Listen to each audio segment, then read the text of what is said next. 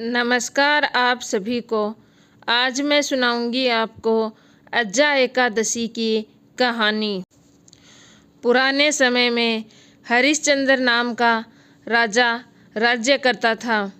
राजा हरिश्चंद्र अपनी सत्यनिष्ठा और ईमानदारी के लिए प्रसिद्ध थे।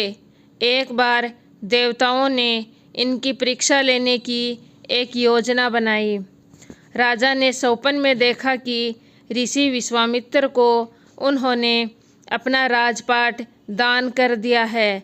जब अगले दिन राजा हरिश्चंद्र विश्वामित्र को अपना समस्त राजपाट सौंपकर जाने लगे तो विश्वामित्र ने राजा हरिश्चंद्र से दक्षिणा के रूप में 500 स्वर्ण मुद्राएं दान में मांग ली। राजा ने उनसे कहा कि 500 क्या, आप जितनी चाहें स्वर्ण मुद्राएं ले लीजिए। इस पर विश्वामित्र हंसने लगे और राजा को याद दिलाया कि राजपाट के साथ राज्य का कोष भी वे दान कर चुके हैं। एक बार दान की हुई वस्तु को दोबारा दान नहीं किया जा सकता। तब राजा ने अपनी पत्नी व पुत्र को बेचकर कुछ मुद्राएं ली, लेकिन वो भी 500 मुद्राएं नहीं हो पाई।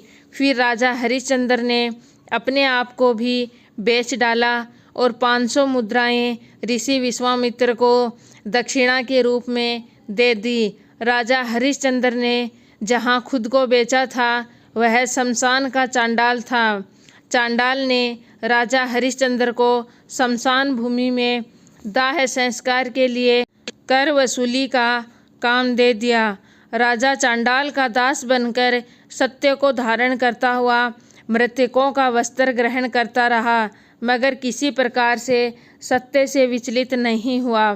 कई बार राजा चिंता के समुद्र में डूबकर अपने मन में विचार करने लगता कि मैं कहाँ जाऊँ, क्या करूँ जिससे मेरा उद्धार हो। इस प्रकार राजा को कई साल बीत गए। एक दिन राजा इसी चिंता में बैठा था कि गौतम ऋषि आ गए। राजा ने उन्हें देखकर प्रणाम किया और अपनी सारी दुख भरी कहानी सुनाई। यह बात सुनकर गौतम ऋषि कहने लगे, हे राजन, तुम्हारे भाग्य से आज से 7 दिन बाद भाद्रपद कृष्ण पक्ष की एकादशी आएगी। तुम विधि पूर्वक उसका व्रत करो। गौतम ऋषि ने राजा से कहा कि इस व्रत के पुण्य के प्रभाव से तुम्हारे सारे पाप नष्ट हो जाएंगे। इस प्रकार राजा से कहकर गौतम ऋषि उसी समय अंतर्ध्यान हो गए। राजा ने उनके कहे अनुसार एकादशी आने पर विधि पूर्वक व्रत व जागरण किया। उस व्रत के प्रभाव से राजा के सारे पाप नष्ट हो गए। स्वर्ग से बाजे बजने लगे और पुष्पों की वर्षा होने लगी। उसने अपने मृतक पुत्र को जीवित और पत्नी को वस्त्र तथा आभूषणों से युक्त देखकर व्रत के प्रभाव से राजा को पुनः राज्य मिल गया।